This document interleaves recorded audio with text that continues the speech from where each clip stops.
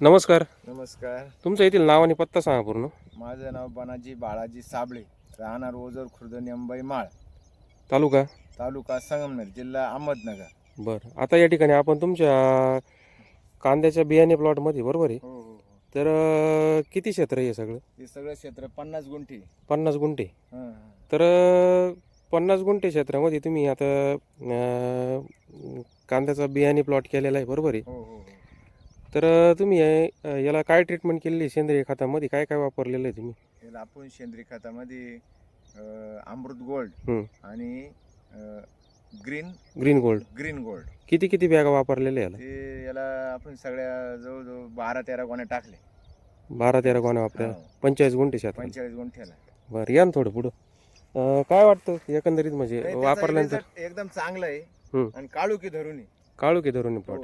Size पण डोंगळीची एकदम मोठी होती. काय काय आता जर बघितली हो. तर गोंड्याची म्हणजे एकदम जबरदस्त साईज आहे. हा, आणि हिरवगान पानं आहे त्याच्यामध्ये सगळ्या हिरवेगार पानं आहे. गोंड्यामध्ये सगळं. सगळीकडे एकसारखा प्लॉट आहे एकसारखा प्लॉट आहे. आणि क्वालिटी प्रोडक्शन तुम्हाला भेटणार आहे याच्यातून, हो. बरोबर आहे? तर तुम्ही दरवर्षी कांदे करते, बरोबर आहे? कांदा करतो आपलं दररोज 9-10 एकर कांदा. यावर्षी प्रोडक्शन मध्ये काही बदल वाटतात का तुम्हाला? हो, म्हणजे साईज वगैरे काही असं? साईज एकदम खाशी, काळुकी चांगली आणि मस्त हिरवगार आहे एकदम, काहीच बरं. अडचण नाही. या ना थोडंसं. सेंद्रियमुळे फायदा चांगला आहे. वापरलं पाहिजे. हो, वापरलं पाहिजे.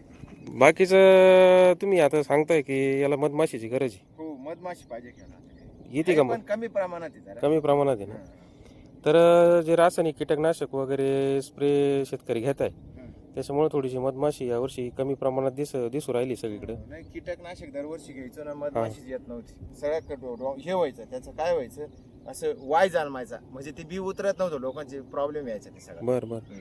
आता तुम्ही हे शेतकऱ्यांसाठी म्हणजे कसं घरगुतीसाठी केले का नाही, विक्रीसाठी आपण पण? दरवर्षी विक्रीसाठीच राहत. आपल्या घरचे 9-10-15 एक पाहिले आपल्याला घरी लागत. बरं आणि बरं. बाकीचं 40-50 पाहिले आपण बी दरवर्षी विकतो, पण ते पण कमीच येतं जरा. अच्छा. त्याच्यामुळे यंदा जादा लावली, जवळजवळ 50 गुंठे राहणे. किती प्रोडक्शन यावर्षी होईल बियाणाचं? बियाणं कमीत कमी एवढ्या रानात हे 50 गोण्या कांदे आहे ना, हं. कमीत कमी 5 पोते तरी बी व्हायला पाहिजे, म्हणजे म्हणजे 100 पाहिले बी व्हायला पाहिजे. 100 पाहिल्या हो बियाणं होईन अपेक्षा आहे. हो.